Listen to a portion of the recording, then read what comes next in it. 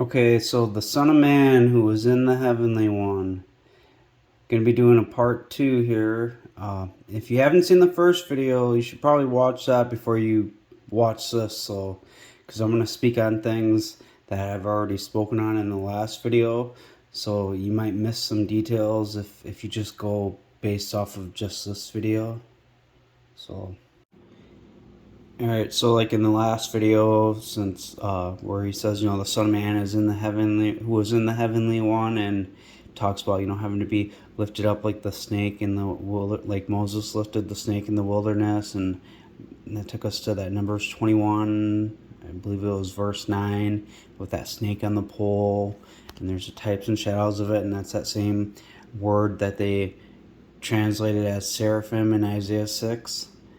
And like where this fury darting snake, like there's a couple words there. It's that same one that's translated seraphim, and then flying, so flying seraphim, and also for that snake on the pole in that Numbers 21.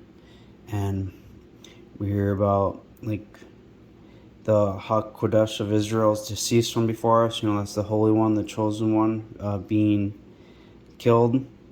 And then how this is that high wall. It's like his branches climb over the wall, the slaughter to come, and then that they're gonna flee from him, and that they're gonna be like that, left like a pole on the top of a mountain, like a flagstaff on a hill. Kind of like how it's gonna be a sign when you see that chosen one he's gonna be up on a pole too, like a crucifixion. And so this is letting you know, like, those people fleeing, that scattering, they're going to be slaughtered too. It's that Deuteronomy 33:17 prophecy that, the firstborn bullock is his glory, and the horns of his horns are the horns of a wild oxen, and he'll gore the people to the ends of the earth. But now, when you read through here, it gives you more clues that this is a future prophecy for now that we're going to see in the Christ, that there is a Christ in our time, and there's concealment of his strength, like Habakkuk says. And we took this to Habakkuk, write it in a tablet and in front of them, and inscribe it in a book, kind of like it says in Habakkuk. But I didn't read this part, so I'm gonna do this. And therefore Yahweh will wait so that he can show favor to you, and therefore he will be exalted so that he can show you compassion. For Yahweh is an Elohim of judgment. Exuberant are all who wait for him. For the people who live in Zion, at Jerusalem, no more will you weep. And we already know too, if you've watched my playlist, like Jerusalem's gonna get destroyed. Like the armies of this chosen one, they're going to go into Jerusalem, destroy it. But they are going to rebuild, so keep that in mind. So he will be very gracious to you at the voice of your call. When he hears it, he will answer you. Plus, like in Jeremiah, speaking about like them in Jerusalem, he says, don't pray for these people in the book of Jeremiah. And although Adonai will give you affliction like bread and waters of adversity, yet your teachers will not be hidden any longer, but there will be your eyes to be seen clearly, your teachers, and your ears will hear a word behind you saying, this is the way, walk in it. It kind of makes me think of, too, from the last video, going into John 12, having eyes that they won't see and ears that they won't hear. And it makes me also think that Romans 11, I think it's 25 through 27, right around there. Blindness in part has happened to Israel until the fullness of the nations comes in. And then, out of Zion, whatever, he's going to come and remove ungodliness from Jacob. But, and that's like that fullness mentioned in the Genesis 48 prophecy. So with the hands on Manasseh and Ephraim, so that he will be eminent, and he will be a people and he will be eminent, but truly his younger brother and his seed will be will be greater than he, and he'll be the fullness of the nations. But your ears will hear a word behind you saying, this is the way, walk in it. Whenever you turn to the right and whenever you turn to the left, and you defile the covering of your engraved images of silver, the ornament of your molten images of gold you will throw away like a menstrual cloth. You will say to it, get away from me. And it kind of makes me think too, because the military coming in, what you see from these verses, and it's like they come back, and then those engraved images of silver, they will call them reprobate silver because Yahweh has rejected them. It's Jeremiah 6:30. And if you read through this chapter, it talks about gather yourselves to flee out of the midst of Jerusalem, and they're fleeing from there, because then it tells you cut down the trees and build siege ramps against Jerusalem. Funny, in that same Jeremiah 6, it says in verse 16, Yahweh says this, stand in the roads and look and ask for the paths of old, where is the right way, and walk in it, and you will find rest for your lives. But they said, we will not walk in it. And that's them rejecting the Christ. Because look, he says in verse 22, watch now, a people is coming from the country of the north, a mighty nation will be stirred up. That's the Israelites from the remote parts of the earth. That's the resurrection and them coming. So they're going to ride on their horses. Their voice will roar like the sea, and they will ride on horses that set in formation as men of war against you, daughter of Zion. I don't know if they're speaking against them in Jerusalem. And so he tells them, be instructed in case I myself depart from you. And that's, that first running away and then coming back and them running away. In case I make you desolate, a land not inhabited. So then you get later in the chapter 7, and he talks about verse 28. But you shall say to them, this is a nation who does not take heed to the voice of Yahweh their Elohim, nor receive instruction. Truth has perished, and is cut off from their mouth. Think with that Isaiah 59, with the truth perishing and being no intercessor. But cut off your hair and throw it away, and take up lamentation on high places, for Yahweh has rejected and forsaken the generation of his anger, the race of his anger. For the sons of Judah, that's who he's speaking about, that he rejected. They will call them reprobate silver because Yahweh has rejected them. For the sons of Judah have committed evil in my sight, declares Yahweh. They have set up their abominations in my house where my name is called, in order to defile it. Think, yeah, you got the temple, but then you also got the temple being the actual chosen one. Our bodies are the temple. And they had built the high places of Tophet, which is in the valley of the son of Hinnom, to burn their sons and their daughters in the fire, which I did not command, nor did it come into my heart. Therefore, see now the days come, declares Yahweh, that it will no more be called Tophet, nor the valley of the son of Hinnom, but the valley of the slaughter, for they will make burials in Tophet until there is no more room. And the carcasses of this people will be food for the birds of the skies and the animals of the land, and nobody will frighten them off. Then I will cause to cease from the towns of Judah and from the streets of Jerusalem the voice of mirth, the voice of gladness, the voice of the bridegroom, and the voice of the bride, for the land will be desolate. See, it goes on just like I was saying about that temple, being a person. And back here about, him departing, and just that voice of the bridegroom going away. And so back in Isaiah 36, so you see how so the people live in Zion at Jerusalem. It's kind of like how it begins in the mountain of the house of Yahweh. And the law will come from the oracle of Yahweh from Jerusalem in Isaiah 2.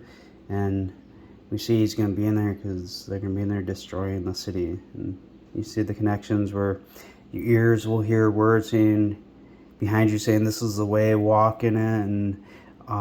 And you will defile the covering of your engraved images of silver. So this is the way, walk in it, with the Jeremiah 6:16. So stand in the road, look and ask for the paths of old, where the right way is, and walk in it, and you will find rest for your lives. They said, we will not walk in it. And think that refreshing from the face of the Lord in the book of Acts, and also in Isaiah, but I've covered it in other videos.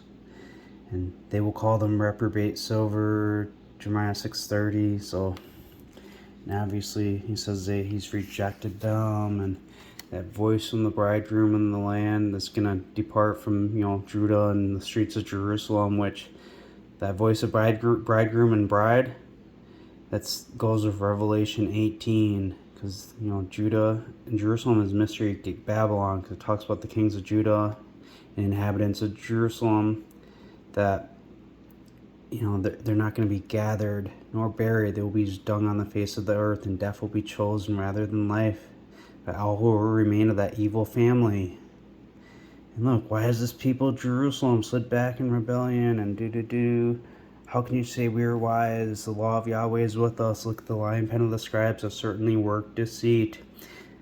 The wise are ashamed, they are dismayed and captured. Look, they have rejected the word of Yahweh, yet what wisdom is in them? We get up to verse 9:11 of Jeremiah. And I will make Jerusalem a heap of ruins, a den of jackals. In the towns of Judah I will make a desolation without inhabitant. And see Jeremiah 17:1 for the lying pen of the scribes, because the sin of Judah is inscribed with a pen of iron, with a point of diamond carved on the tablets of their hearts and on the horns of your altars. Jeremiah 36 is another good example that King of Judah, and obviously he's influenced by the men around him of Judah. So, and the inhabitants of Jerusalem and the men of Judah, all the calamity that I had pronounced against them, but they did not listen. Verse 32. Then Jeremiah took another scroll, and he gave it to Baruch, the son of Neriah, who wrote in it from the mouth of Jeremiah all the words of the book that Jehoiakim, king of Judah, had burned in the fire, because he previously burned them, if you read the chapter. And many similar words besides them were added. The lying pen of the scribes, the sin of Judah written on the tablets of their heart. Jeremiah 45, the word that the prophet Jeremiah spoke to Baruch, the son of Neriah, when he had written these words in a book from the mouth of Jeremiah. Guess what? These words in a book is this book of Jeremiah, which Judah added words to. And you think that they stopped at the book of Jeremiah and didn't add words in like the book of Isaiah and all these other books of the prophets? But back in Isaiah 30, so this is the way of walking it. Whenever you turn to the right, whenever you turn to the left, and you will defile the covering of your engraved images of silver. Isaiah 25:7, and he will swallow up in this mountain the face of the covering thrown over all the peoples, and the veil that is spread over all nations. He will swallow up death and victory. Now Yahweh will wipe away tears from all faces, and the reproach of his people he will take away from all the earth, for Yahweh has spoken. That's Revelation 21:3-4. But I'm going to read verse 4, and he will wipe away every tear from their eyes, and death will be no more, because that's, coming from the tabernacle of God, the chosen one. Isaiah 22:5, for it is a day of turmoil and trampling down and tumult by Adonai, Yahweh Sabaoth, in the valley of the vision. The valley of the vision, think the valley of Hinnom, the slaughter, breaking down walls. And in Isaiah 25 it talks about a storm coming to the walls, and about his branches climbing over a wall. It's military coming. And crying to the mountains. And Elam carried the quiver with chariots of men and horsemen, and Kir uncovered the shield. And it will come to pass that your best valleys will be full of chariots, and horsemen will post themselves in formation towards the gate. And he dismantled the covering of Judah, their lying pen of the scribes. The birthright is with the sons of Joseph. So Isaiah 30:22, and you will defile the covering of your engraved images of silver, and the ornament of your molten images of gold you will throw away like a menstrual cloth. You will say to it, get away from here. And he will give rain for your seed, from which you will sow the ground, and the bread will produce of the ground will be rich and fertile in the day of your cattle will feed in large pastures. The oxen and the young donkeys will plow the ground, will eat cured fodder that has been winnowed with the shovel and fan. And on every high mountain and every high hill there will be rivers, streams of water in the day of terrible slaughter, when the towers fall. So also, like if you read Jeremiah 44, it talks about all Judah being destroyed, but then you get to like verse 28, but in a small remnant of them who escape. Yet a small number who escaped from the sword will return out of the land of Egypt into the land of Judah. So all the remnant of Judah who have gone out of the land of Egypt to live there will know whose words will stand, mine or theirs, and this will be a sign to you, declares Yahweh, that I will punish you in this place. Because he talks about bringing a calamity on them. Because look, a name will no more be in the mouth of any man of Judah and all the land of Judah, of Egypt, saying, Tre Adonai, the Lord lives. As you'll see, I will watch over them for calamity and not for good, and all the men of Judah who are in the land of Egypt will be consumed by the sword and by the famine until there is an end of them. Because initially they're going to escape, but then at the end of the day, they're going to come back and surround the camp. And yeah, they're going to be destroyed out of it at that point. But at the beginning of the day, we're going to destroy Jerusalem. They're going to run away. Some are going to come back. They're going to be servants. But as you will see, I will set my face against you for calamity to destroy all Judah. So, boom. So we see here, when we read Isaiah 30, so we see that flying seraphim, and the viper and stuff, and the Holy One's going to cease from there. And we know that's him going away for the 1260 days, and he's going to come back. There's going to be a slaughter. And then look, and the light of the moon will be like the light of the sun, and the light of the sun will be sevenfold, like the light of 7 days, in the day when Yahweh binds up the breach of his people and heals the stroke of their wound. That's Revelation 22:5. Revelation 22:5, and there will be no night there, and they will have no need of a lamp or a light of the sun, for the Lord God will give them light, and they will reign throughout the durations of the eon. So what's it say before there? And every curse will be no more, and the throne of God and of the Lamb will be in it, and his servants will serve him, and they will see his face, and his name will be on their foreheads. And you see back in Isaiah 30, just before the light of the sun being sevenfold, like that, then he will give you rain for your seed, and you will sow the ground, and the bread of the produce of the ground will be rich and fertile. Sounds like every curse being no more. Boom. And then going back telling you, see now the name of Yahweh comes from far off. His anger is burning, and its burden is heavy. His lips are full of indignation, and his tongue is like a devouring fire, like an overflowing stream. His breath will reach up to the neck to sift the nations with the sieve of vanity, and a brittle in the jaws of the peoples, causing them to err. And you will have a song as in the night, and an appointed festival is kept, gladness of heart as when one goes out with a flute to come to the mountain of Yahweh, to the rock of Israel. That's that word's for.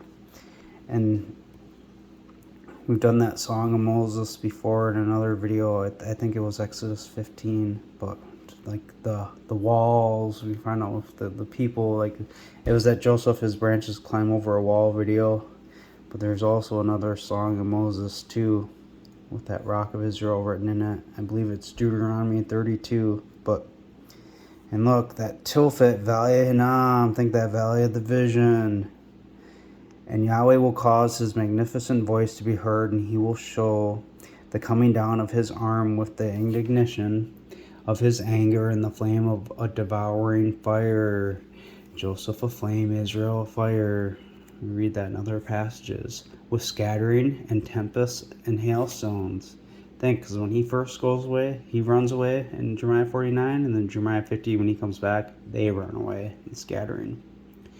And through the voice of Yahweh, the Assyrian who strikes with the rod will be shattered, and every high place where the rod of punishment passes that Yahweh will lay on him will be with tambourines and harps and tumultuous battles. He will fight with it. For Tophet is prepared from of old. I think the Tophet, the Valley of Hinnom, the Valley of the Slaughter. He will make void the counsel of Judah from Jeremiah 19, and plus we read about it chapter 7 about Judah being destroyed too, and then Tophet and Valley of Hinnom. So it is prepared for the king, and he has made it deep and large, the pile of its fire, is fire and much wood. The breath of Yahweh ignites it like a stream of brimstone. Jeremiah 5:14. Because you speak this word, you will see that I will make my words a fire in your mouth, and this people wood, and it will devour them. So you see from Isaiah 30, so he has made it deep and large from Tophet, that valley Hinnom. The pile of it is fire and much wood. The breath of Yahweh ignites it like a stream of brimstone. Isaiah 34.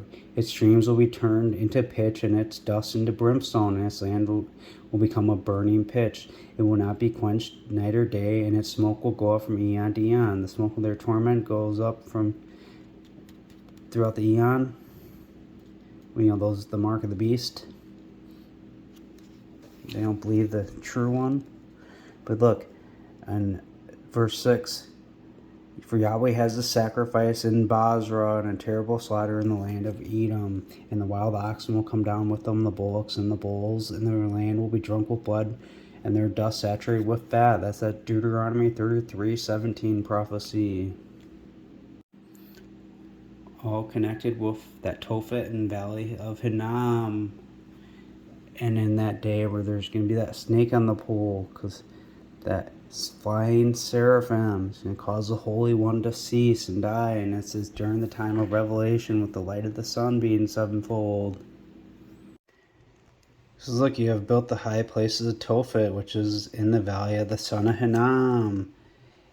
Yahweh has rejected, forsaken the race of his anger, for the sons of Judah committed evil. See that? Therefore, see now the days come, declares Yahweh, it will no more be called Tophet, nor the valley of the son of Hinnom, but the valley of the slaughter. And they will make burials in Tophet until there is no more room. The carcass of this people will be food for the birds of the sky and for the animals of the land, and nobody will frighten them off. So he's going to cause to cease from the towns of Judah and the streets of Jerusalem the voice of mirth, the voice of gladness, voice of the bridegroom, voice of the bride, for the land will be desolate.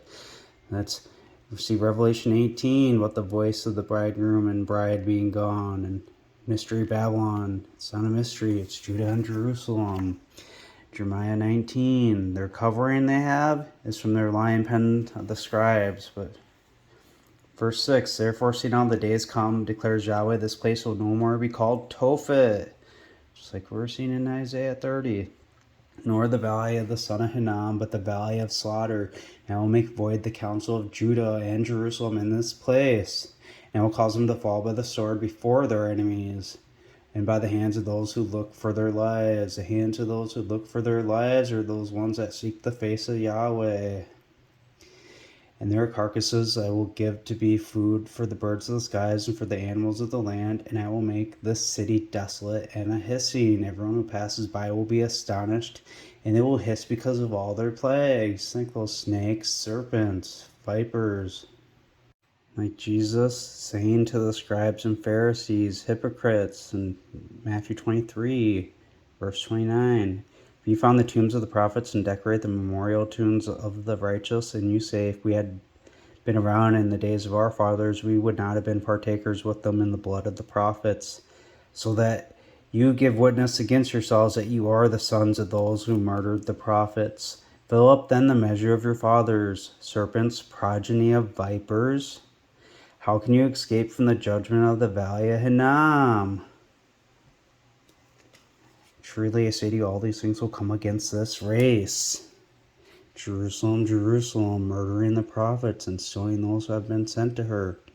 How often have I longed to gather together your children in a way that a bird gathers together her chicks under the wings, but you have not been willing. See, now your house is being left to you desolate.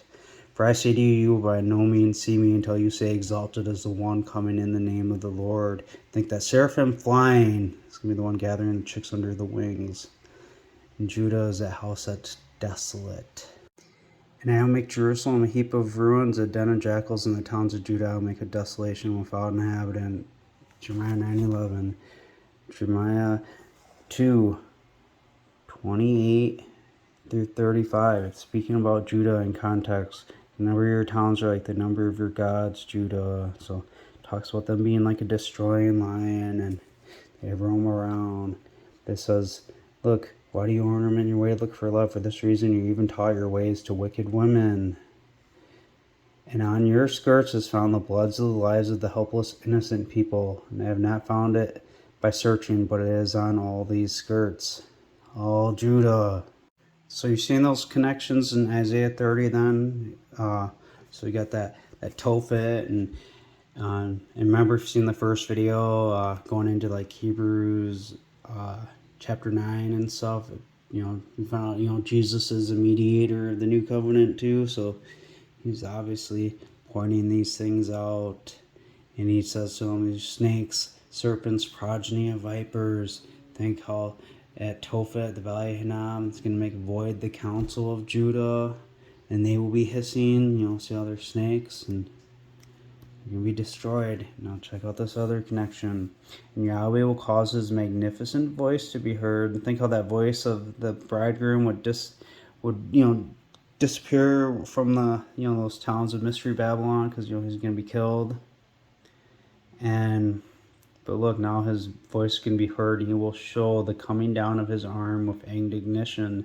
This is at the return where he's going to gather everyone, from the north. They got a sacrifice in Basra, and there's connections to that being in the north too, which I can get to that. But so the indignation of his anger and the flame of devouring fire, because that flame, his holy one of flame. See Isaiah 10:17. And then there's going to be with scattering, tempests, and hailstorms. And it takes you to Psalm 18, which I've covered in other videos, because this is him being killed. And then look, he's going to come back. Look, and he parted the heavens and came down, and darkness was under his feet, and he rode on a cherub and flew. Yes, he flew on the wings of the wind. This goes with, the Ark of the Covenant. I've covered this in previous videos. So, and he made darkness his secret place, and his pavilion all around him, darkness of waters, thick clouds of the skies, out of the brightness of him, before him. His thick clouds passed with hailstorms and coals of fire. And Yahweh thundered in the heavens, and Elyon, that's the Most High, gave his voice. That's him coming down. And hailstones and coals of fire. And he sent out his arrows and scattered them. And he shot like lightning and confounded them, like lightning flashes from the east to the west. So too shall be the sign of the Son of Man. Because I've covered how this should be put, he shot like lightning, because I've covered this Psalm 18 quite a bit in some recent videos. So you see the voice to be heard coming down, the arm of his indignation, the devout, the flame, Joseph of flame, the Holy One of flame, but with the scattering tempests and hailstones. Boom, and there's the brimstone, and it goes with that bowls coming down in Isaiah 34. It's all connected. His lips are full of indignation. His tongue is a devouring fire. And the churches might go, oh, look, he knows a dirty word. He's Satan. They're idiots. Psalm 2 lets you know that, look, be ruled by the Son in case he becomes angry and you perish from the way, for his anger can flare up in a moment. Indignation in his lips and dash him in pieces. So that Or of Israel, the light of Israel, Kodesh, holy, so part 1, so holy one. So Isaiah 10:17, and the light of Israel will be for a fire, and its holy one for a flame, and it will burn and devour its thorns and briars in one day. Obadiah 18, the house of Jacob will be a fire, and the house of Joseph a flame. House of Esau will be straw. I think Judah's in that house of Esau. But those are those two covenants. The house of Jacob is the first covenant mediated and then constructed by Jesus. And the house of Joseph is that second covenant mediated by Jesus and constructed by the Ephraim. The coming one.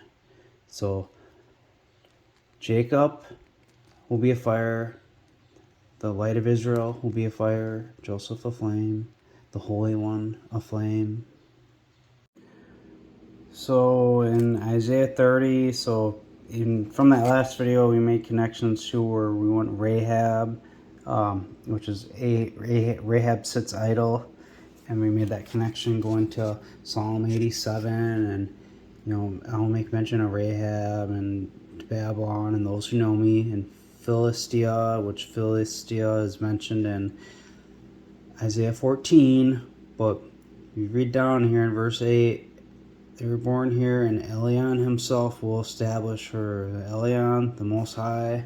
So, which is funny because you read more into Isaiah 30, and we just made that connection with Yahweh will make his magnificent voice to be heard when he is coming down with the arm of his indignation, his anger, and the flame and devouring fire, and scattering with tempests and hailstorms. We made that connection to Psalm 18.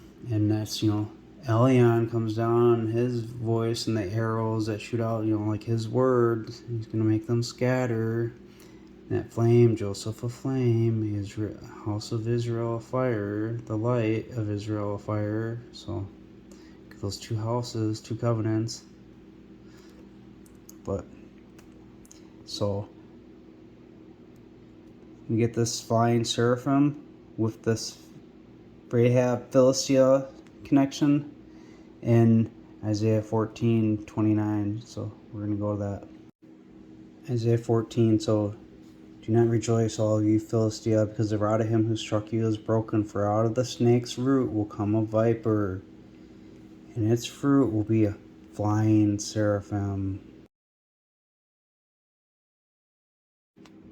So you see the flying seraphim. That's that same word here in Isaiah 6:2.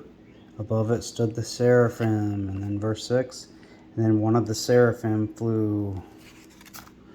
But, okay, so, and the firstborn of the poor will feed, and the needy will lie down in safety, and I will kill your roots with a famine, and I'll kill your remnant. Just think, this is, he's going to fly away for the 1260 days, and eventually he's going to come back down, and that Valley of Hinnom's going to happen, and is that vipers? Snake, serpent, coming out of that Judah. Howl, O gate, cry, O city, all you of Philistia are dissolved, and a smoke comes from the north. I think that sacrifice in Basra, that's in the north. The wild oxen come down, the fire and brimstone, the smoke of their torment rising, and not one of them is isolated in his ranks. They do not break ranks. Not one of them is isolated in his ranks. So, do you see that? How they don't break ranks? But check it out. A fire devours before them. The light of Israel a fire, and behind them a flame burns. The Holy One a flame. That's their military leader. Because just before that, talks about let the inhabitants of the land tremble, for the day of Yahweh is coming, it is near at hand. A day of darkness and gloominess, a day of clouds and thick darkness, like blackness spreads on the mountains. A mighty and strong people, the like of whom there has not been from of old, nor were there again will be after them for the years of many generations. So that fire and the flame leading them, the military commander.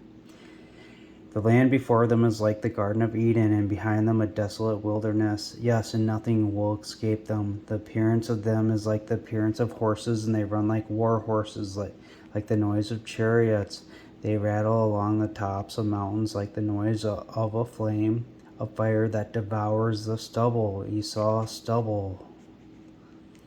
Like a strong people set in formation, in battle formation, before their faces the people are horribly pained, all their faces gather heat, they run like mighty men, they climb the wall like men of war, and each marches on his way, and they do not break ranks.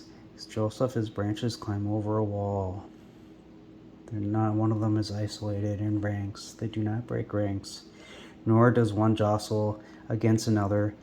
Each marches in his own highway. When they fall on their weapon, they are not cut down. They run about in the city. They run along the wall. They climb up on houses. They go in at the windows like a thief. The land quakes before them. The skies tremble. The sun and moon grow dark, and the stars with draw their shining, and Yahweh utters his voice before his army, his magnificent voice, that one, his arm coming down of his indignation.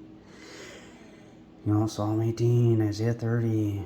And his camp is exceedingly vast, for he who executes his word is strong. For the day of Yahweh is awesome and terrifying. Who can withstand it? So you can kind of see those connections in Isaiah 30, because you see that the Holy One's going to cease, but then, he's going to come back and destroy them, and, all the curses are going to end up being gone. But you see a little Malachi 4 connection. For as you will see, the day is coming that will burn like an oven, and all the proud, just all those who commit lawlessness, will be stubble. And the day that is coming will burn them up, says Yahweh, so that it will leave them neither root nor branch. I think that root of the viper. But to you who revere my name, the Son of Righteousness, the Holy One that's going to cause to cease from the land, he will rise with healing in his wings, that flying seraphim. And you will go out and leap for joy like calves out of the stall. And you will tread down the lawless, for they will be ashes under the soles of your feet for the day I am preparing. But remember, he's going away for 1260 days. Remember the law of my servant Moses, I commanded him in Horeb for all Israel statutes and judgments. Now he's saying, as you will see, I will send you the prophet before the coming of the awesome and terrifying day of Yahweh.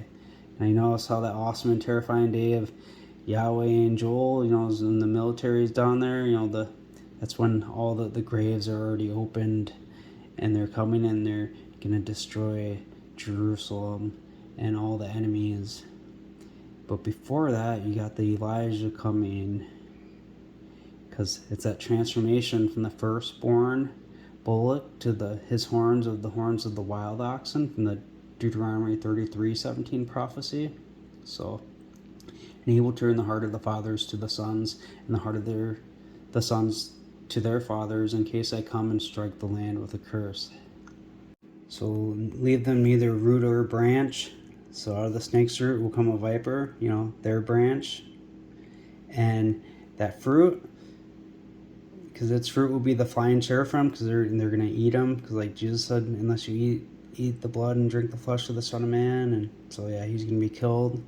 But that fruit, it takes you back to Genesis. Check it out, same word too.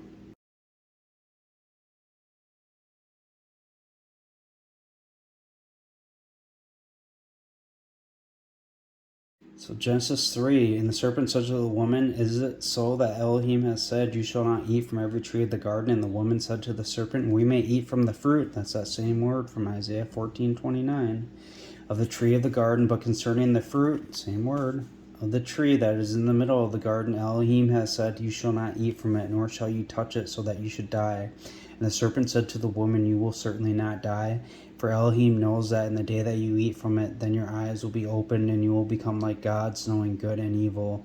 And when the woman saw that the tree was good for food, and that it was a desirable thing in the eyes, and a tree to be desired for having understanding, she took some of its fruit, that same word, and she ate it, and she gave some to her husband with her, and he ate, and their eyes were open, and they knew they were naked. And they sewed fig leaves together for covering for themselves. But then you get down to verse 14.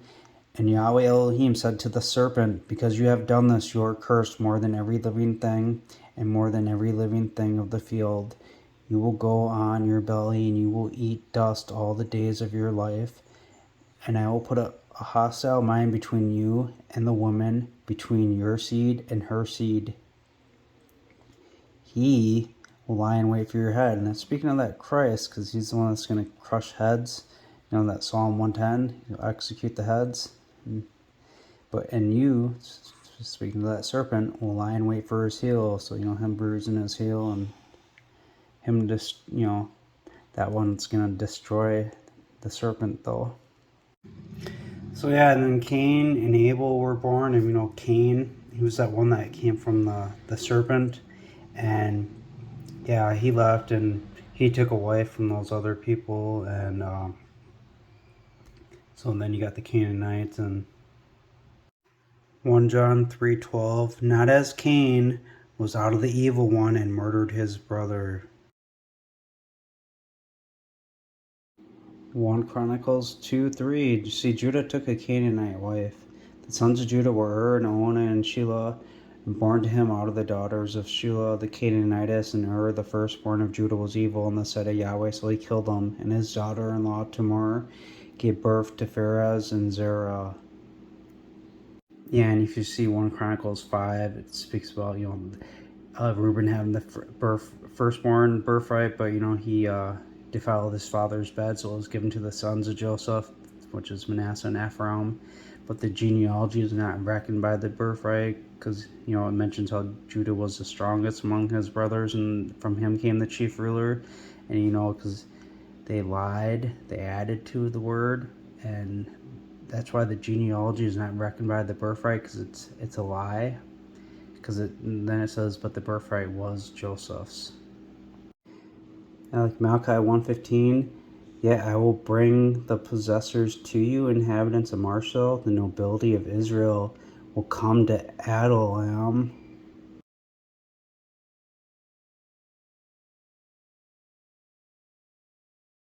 So Genesis 38, and it came about that when Judah went down away from his brothers, he visited an Adullamite man whose name was Hera, and Judah saw there was a daughter of a certain Canaanite, and he went into her. See, look, that Adullam is a Canaanite city. So the Adullamite is obviously a Canaanite man, and that's where he got Canaanite daughters from, by the hand of him. And just like when you read in 1 Samuel 16 and 17, you read about, Jesse the Bethlehemite man, and, the son of Jesse the Ephrathite. And if you go to Genesis 35 and 48, it speaks about when they were walking from Bethel. It was a short walk to Ephrath. And then you see Ephrath, which is Bethlehem. So you could have said it was a short walk to Bethlehem, but a Bethlehemite, Ephrathite, is someone from Bethlehem, and someone from, Ephrath, which is the same thing as Bethlehem.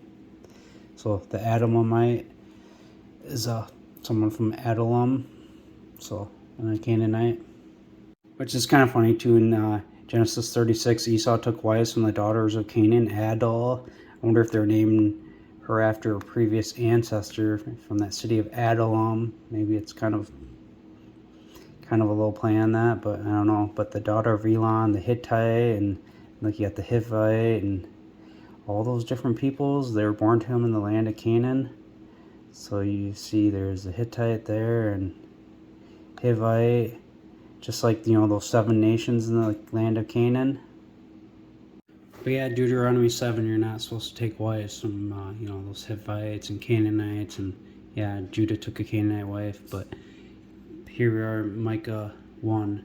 Let all the people hear, all of them listen, earth and all its fullness. And let Adonai Yahweh be witness against you, Adonai from his appointed temple, I think it's from his chosen person, Elion.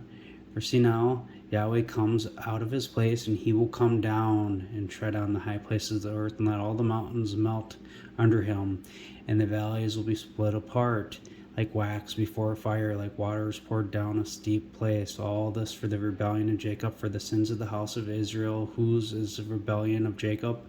Is it not Samaria's? And whose are the high places of Judah? Are they not Jerusalem's? In that case, I will turn Samaria into a ruins of the field, into ground for planting a vineyard, and I will pour down her stones into the valley, and I will uncover her foundations, and all her carved images and will be beaten into pieces, and all her earrings as a prostitute will be burned with fire, and I will turn all her idols into ruins, for she has gathered them from the earnings of a harlot, so they will go back to the earnings of a harlot. Therefore I will lament and howl, I will go stripped and naked, and I will make a wailing like jackals, and the mourning like owls, for her wound is incurable, for it has come to Judah, it has reached the gate of my people, to Jerusalem. Do not declare it to Gath. Do not weep at all in the house of Lephra. Roll yourself in dust. Cross over to them, inhabitant of Sephir, in nakedness of shame, inhabitant of Zanan. Does not go out into the morning of Beth Ezel. Its protection is withdrawn from you. Because that incurable wound has come to Judah. So Jeremiah 10:19, woe is me for my hurt, my wound is grievous. Sounds like a deadly one, huh? But I said, truly, this is a grief, but I have to endure it. My tent is ruined, all my cords are broken, my children have gone from me, and they are no more. So think too, when the Ephraim flies away like a bird in Hosea, it talks about bringing out his sons to the murderer, and that's like the chastising according to the report of their congregation from Hosea 9 and Hosea 7. But check it out, that grief, he has to endure it. So it just makes me think of this, so because that Micah 1:8-9. So I will go stripped and naked, I will make a wailing like jackals and mourning like owls, for her wound is incurable and it has come to Judah. And think, this one's got a wound that's grievous here, but it's going to be resurrected because it's that tent of David from Amos 9:11. And remember that wailing like jackals? Because, check it out, to make the towns of Judah desolate, a den of jackals. But let me kind of finish reading through here. So my tent is ruined, so there's nobody to stretch out my tent any longer, nor to set up my curtains, for the shepherds have become brutish and have not looked for Yahweh. Remember, also in Isaiah, it speaks about, I did not say search for me in vain. And yeah, somebody's looking for the Christ. Therefore they will not prosper, and all their flocks will be scattered. Hear now, the voice of rumor has come, a mighty commotion out of the north country, to make the towns of Judah desolate, a den of jackals. So think that, like we read about the Tophet Valley, and Isaiah 30 and the brimstone, and we made that connection to Isaiah 34 with, there's a sacrifice in Basra, the wild bulls will come down, and we'll find out later that north country in Basra is also considered in the north. So it's that same one. That voice of rumor is that voice of the bridegroom that's going to perish from the towns of Judah and Jerusalem. So it has come to Judah, and has reached the gate of my people, to Jerusalem, back in Micah. For the inhabitants of Moab waited carefully for good, but calamity came down from Yahweh to the gate of Jerusalem. So harness the chariot to the stallion, you inhabitant of Lachish. She is the beginning of sin, for the daughter of Zion, for the transgressions of Israel were found in you. I think I have not found it by searching, but this blood is on all these skirts of Judah, Jeremiah 2. And she taught her ways to wicked women. So she's the beginning of sin. Therefore you will give up possessions of Mershif, Gath, the houses of Achzib will prove useless to the kings of Israel. Yet I will bring the possessors to you, the inhabitant of Marsha, and the nobility of Israel will come to Adullam. The Adulamite, Judah took the Adulamite, the wife from her. Make yourself bald and cut off your hair, for the children of your delight enlarge your baldness like the eagle. They have gone from you into captivity. So like Jesus said in Matthew 24, wherever the carcass is, there the eagle will be assembled. So that's where it's kind of funny, because 1:8, I will go stripped and naked. So and make yourself bald and cut off your hair, children, enlarge your baldness like the eagle. Because he's going stripped and naked, how it's said. Alright, so back in Isaiah 14, so for out of the snake's root will come a viper, and its fruit will be the flying seraphim, because he's going to kill them. And we see how that Holy One's going to cease in Isaiah 30. And then the firstborn of the poor will feed, and the needy will lie down in safety. That's after he comes back and takes over, but because that's when, the smoke comes up from the north, the sacrifice in the north. And what then will he answer to the messengers of the nations? That Yahweh has founded Zion, the afflicted of his people will flee for refuge to it. It's ones that trust in the chosen one. But the prophetic oracle concerning Moab, that's where it's going to get deep. Because in the night of of Moab, is laid waste, brought to silence because in the night. Ker of Moab is laid waste, brought to silence. He has gone up to the house. And Dibon, the high places, to weep, and Moab will howl over Nebo and over Medeba. On all her heads will be baldness. Every beard will be cut off. In their open streets they will clothe themselves with sackcloth. This is talking about them killing the chosen one. And you'll see on the tops of their houses and in their streets everyone will howl. Amos says, speaking of that basket of summer fruit and whatnot, you get down to verse 8. Will the land not tremble for this, and everyone who lives in it mourn? All of it will swell like a river. Remember that swelling of a river? And it will overflow and subside like the river of Egypt. And it will come to pass in that day, declares Adonai Yahweh. This I will cause the sun to go down at noon. Think the sun of righteousness will rise with healing in his wings. I will darken the earth in the day of light. Because the chosen one's going to be killed. The sun's still going to be up. And I will turn your festivals into mourning and all your songs into lamentation. And I will bring sackcloth on all loins and baldness on every head. And I will make it like mourning for an only son, and its end like a bitter day. So there's not a famine of bread nor a thirst of water, but of hearing the words of Yahweh. But I mean, a real famine is going to come after that. But you get to 9:11. In that day I will raise up the tabernacle of David that has fallen down, and I will wall up its damages, and I will raise up its ruins, and I will build it as in the days of old, so that they might take possession of the remnant of Edom and of all the nations who are called by my name, declares Yahweh, who carries it out. Like that grievous sword from Jeremiah 10. But now check it out. So everyone will howl, coming down with weeping, and Heshbon and Eliah, that's mentioned too in a later passage I'll show you. Same with Moab, but will cry in pain. Their voice will be heard from as far as Jahaz. So the light-armed soldiers of Moab will shout for joy. His life will be vexed within him. He's being killed. My heart will cry out for Moab. His fugitives will flee to Zoar, like a heifer of 3 years old by the ancient of Uthith. They will go up with weeping on the road to Hornam, and they will raise a cry of destruction. For the waters of Nimram will be a desolation, for the hay has withered away, and the grass fails. There is no green thing. Jeremiah 48:33. And joy and gladness have departed from the plentiful field, from the land of Moab. Think the voice of joy and gladness and mirth, the voice of the bridegroom and bride will perish from the land. And I have caused wine to fail from the winepress. None will tread with shouting and not joyous shouting. From the cry of Heshbon and Eliah. See that? That's what we were just read in Isaiah 15. Heshbon and Eliah.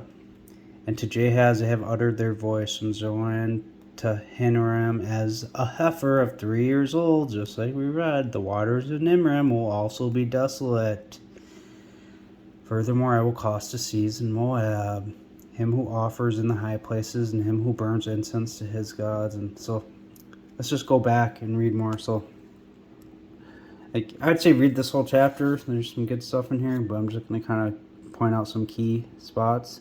So therefore, as you will see, the days are coming, declares Yahweh, when I will send him pourers who will tip him out, and I will empty his pots and break their bottles. Think about it. Isn't that kind of similar to what we read in Isaiah 32? Isaiah chapter 30 with the waters. And Moab will be ashamed of Chemos. The house of Israel is ashamed of Bethel, their confidence. How can you say, we are mighty and strong men of war? Moab is spoiled and her towns have gone up, and his most choice young men have gone down to slaughter, declares the king, whose name is Yahweh Sabaoth. The calamity of Moab is near to come, and his affliction hastens quickly. Mourn for him, all of you around him, all of you who know his name, how the strong staff is broken, the beautiful rod. That's that chosen one being killed. That heifer, 3 years, the little connection from Isaiah 15 and this, and you can see the connection too with Micah 6:9. Yahweh's voice cries out to the city, and those of true stability will regard your name, hear the staff, and him who appointed it. So he's killed here. And then your daughter who inhabits Dibon come down from glory and sit in thirst. For the destroyer of Moab will come against you. He will destroy your strongholds, inhabitant of Ur. Stand by the road and watch. Ask him who flees and she who escapes what is done. Then you get the one's going to flee away and then come back too. But Moab is confounded, for it has broken down, howl and cry. Tell it to Arnon that Moab is ruined. And judgment has come on the plain country, on Holon, and on Jehazah, and Methaph, and on Dibion, and Nebo. I'm just going to skip through all these words. And on all the towns of the land of Moab, far and near. Oh yeah. On Kirioth and on Basra. He has a sacrifice in Basra. The bulls come down from Basra, in the land of Edom, and it's that connection there, and that's in the north. Because if you go back to chapter 46 of Jeremiah, for this is the day of Adonai Yahweh, the day of vengeance, so that he might avenge himself on his adversaries, and the sword will devour, and it will be satiated and bathed with their blood. For Yahweh, Adonai Yahweh Sabaoth has a sacrifice in the north country by the river Euphrates. Go up to Gilead, and Gilead is where Moab was, and then you got the sacrifice here. So in Basra, and that's where those wild bulls come down. Isaiah 34. So the strength of Moab is cut off, and his arm is broken. I think that's that root with the viper coming out of that root from Isaiah 14. Make him drunk, for he has magnified himself against Yahweh. I think that one standing up, sitting in the temple God, to make himself as God. And was it 1 Thessalonians or 2 Thessalonians? I think you guys probably know what I'm speaking of. Moab will also stagger in his own vomit, and he also will be in derision. Well, think what was it say in Psalm 2 we read earlier about him his anger flaring in a moment. If you read that whole passage, it talks about him who sits in the heavens laughs. Adonai holds them in derision. For was Israel not a derision to you? Was he found among thieves? For whenever you spoke of him, you shook yourself in excitement. Inhabitants of Moab, leave the towns and live in the rock, and be like the dove making her nest in the skies, in the mouth of a cave. We have heard the arrogance of Moab. He is excessively proud, his loftiness and his arrogance and his pride and the haughtiness of his heart. Think too, like that little horn speaking what are those proud words in Daniel. I know his anger, declares Yahweh, but it will not be so. Her boasts are in vain, therefore I will howl for Moab, and I will cry out to all Moab. Must one have to mourn for the men of Kirhiris, vine of Sibmah? I will weep for you, the weeping of Jazer. Your branches have gone over the sea, they've reached the sea of Jazer. The plunder has fallen on your summer fruits. I think the basket of summer fruits, Amos, and on your grape harvest. And the joy and gladness have departed. Like I was saying before, the bridegroom leaving. And there's a connection of Amos and the sun going down at noon. And then you get the Amos 9, the tent of David ruined. And so it's all interconnected. And put,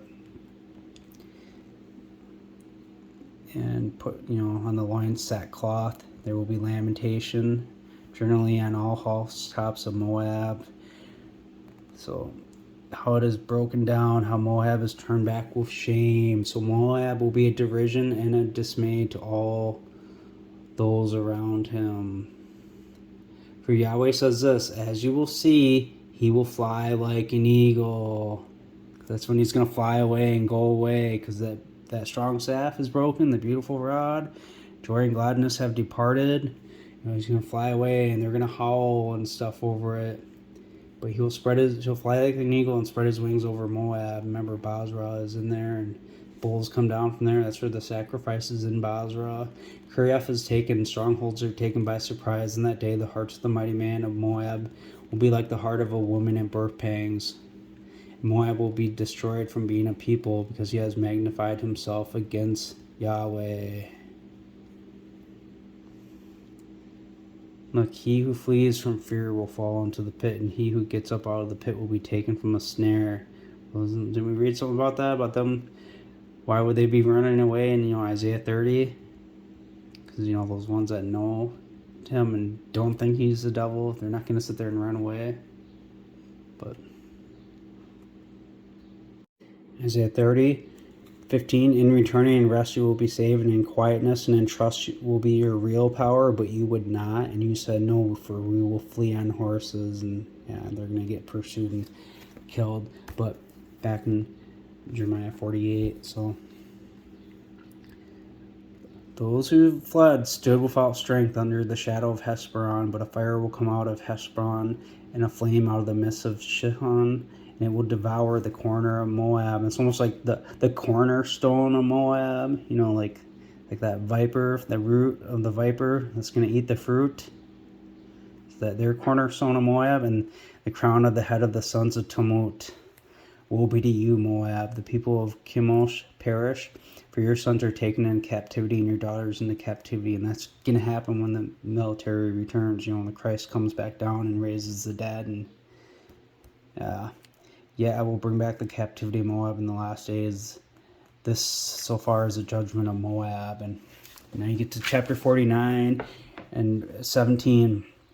Edom will be in astonishment. Everyone who goes by it will be astonished, and they will hiss at its plagues.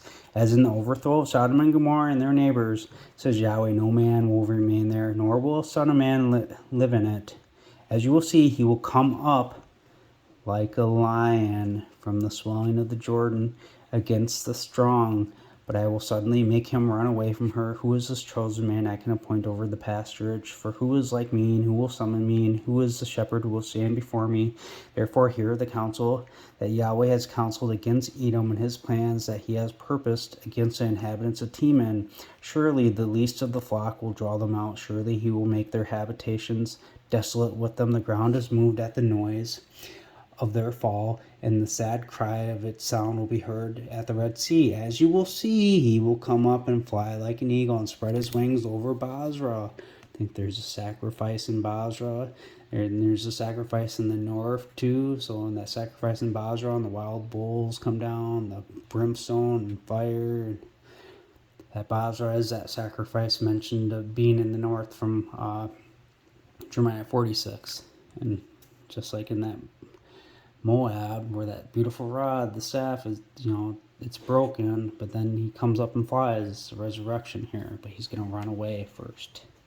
He's going to come up like a lion, though.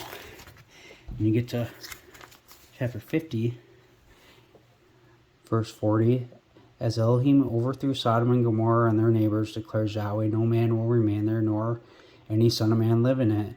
As you will see, people will come from the north, a mighty nation, and many kings will be raised up from the remote parts of the earth.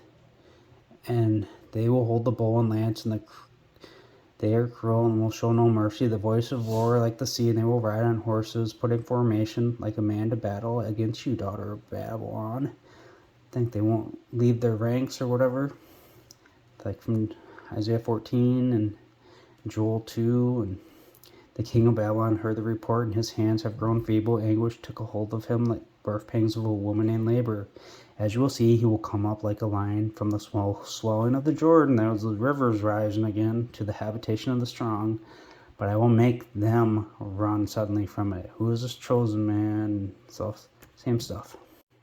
See, all you Philistia are dissolved. A smoke comes up from the north. Not one is isolated in its ranks. In Isaiah 14, so Isaiah 15, so the Heshbon and Eliah will cry in their pain, their voice will be heard, soldiers of Moab shouting for joy. Then we got the They will raise a cry of destruction, for the waters of Nimrim will be a desolation, so no green thing. So we read all that. Therefore, the abundance they have acquired and what they have laid up, they will carry off to the brooks of willows. For the cry has gone all around the borders of Moab. It's howling to Eglaim, and it's howling to Beer Elim. And the waters of Dimon will be full of blood. For I will bring more howling against Dimon, a lion against him who escapes from Moab.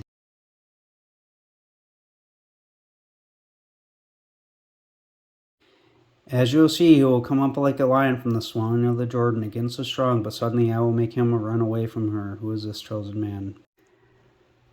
So, a lion against him who escapes from Moab and the remnant of the land, so that waters of Dimon, it's that flooding over him. He's going to be killed with a flood, the chosen man. And yeah, he's going to run away because he's that sacrifice in Basra, which is in Moab. And send the tribute lamb of the ruler of the land from the Shelah to the wilderness, to the mount of the daughter of Zion. Revelation 17:9, here is the mind that has wisdom. The 7 heads represent 7 mountains where the woman sits on them. They represent 7 kings.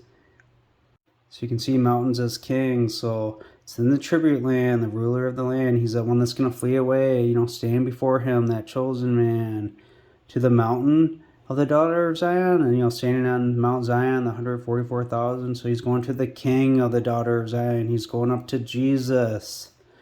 For as is a fleeing bird thrown from the nest, he's running away, fleeing for that 1260 days. But he's going to be given authority and the keys of David. In the abyss, he's going to be the resurrection. So will be the daughters of Moab at the fords of Arnon, because they're going to flee when he comes back. Bring advice, execute an arbitrator's judgment, make your shadow like the night. In the midst of a noonday, hide the outcast. Do not betray him who wanders. Let my outcasts live with you, Moab. Be a shelter for them from the face of the plunderer. For the extortioner is at an end, the plunderer ceases, and the tramplers down are consumed from the land. And in mercy, the seat of government will be established, and he will sit on it in truth in the tent of David, judging and looking for judgment. Acts 15:14, Simon related how God first visited the nations to receive out of them a people for his name. And with this, the oracles of the prophets harmonize as it has been written. After these things I will return. Because when he first comes to take people out for his name, it's for the first Christ of the promise. When Jesus comes, but there is a second one coming. So after these things I will return, and I will build again the tent of David that has fallen down. And that which has been demolished or ruined, I will rebuild and I will restore it, so that the remainder of men, including all nations who are called by my name, might search for the Lord, says the Lord. Think, that Lord that who's going to be given the seat of David, in truth. He'll sit on this governmental seat of it. So, says the Lord who operates all these things. So we see in Isaiah 16 then, so that tribute land, he's killed, he flies away for that 1260 days, like a fleeing bird. He's going to the king of the daughter of Zion of, Israel. He's going up to Jesus. So, and, he's going to be given the kingdom, because in mercy, the seat of government will be established, and he will sit on it in truth in the tent of David. And I think that's like that mercy seat that sits on top of the Ark of the Covenant. If you've seen the mercy seat, the Ark of the Covenant video, you kind of understand these things, how they're foreshadowings of the heavenly things to come. So it's just letting you know that that's that Ark of the Covenant, that second tabernacle. And then, and you can see shadows of this too, like in Daniel 7, because you see that horn speaking those words, and it's just like what we see here in verse 6. And we have heard of the pride of Moab. He is immensely proud, and his haughtiness and his pride and his anger and his babblings are in vain. That's that little horn of Daniel. Therefore, howl will Moab for Moab, all of it will howl for foundations of Kir-Hirseth. You will mourn, surely they are worn away, for the fields of Heshbon have been enfeebled. As for the vine of Sibmah, the lords of the nations have broken down its principal plants. They have reached as far as Jazer, and they have strayed into the wilderness. Her branches are stretched out, and they have crossed beyond the sea. On account of this, the vine of Sibmah will cry with the crying of Jazer, and I will drench you with my tears. Heshbon and Elilah, for shouting has fallen on your summer fruits, and your harvest, and gladness and joy are taken away, and gathered from the fruitful field. And in the vineyards there will be no singing, nor will there be shouting. The treaders will tread out no wine in wine vat. I have caused shouting to cease, the voice of the bridegroom and stuff to cease, just like we said, joy and gladness in Jeremiah 48, but because he's going away for that 1260 days. Therefore my belly will make a plaintive sound like the harp for Moab, and my inward being for Kir-Hirseth. And will come to pass, when it is seen, that Moab will weary on that on the high place. It makes you think the high place is a Tophet, Valley of Hinnom, and he will come to his sanctuary to pray, but he will not obtain anything. And I believe it's Isaiah 47 talks about praying, to a God that can't do anything for you. Actually, it's Isaiah 45, verse 20. Assemble yourselves together, come draw near together, you who escape from the nations, those who set up the wood of their engraved image have no knowledge, and pray to a God that cannot save. So they pray to his sanctuary but won't obtain anything. This is the oracle that Yahweh has spoken concerning Moab since that time. But now Yahweh has spoken, saying, within 3 years, as the years of a hired man, the glory of Moab will be brought low with all the vast throng and the remnant few and small. Think times and half times. 1260 days is 3.5 years. Less than 4 years within 3 years. So that glory of Moab is their vine of Sibmah, the fake one, the pride of Moab. Think like the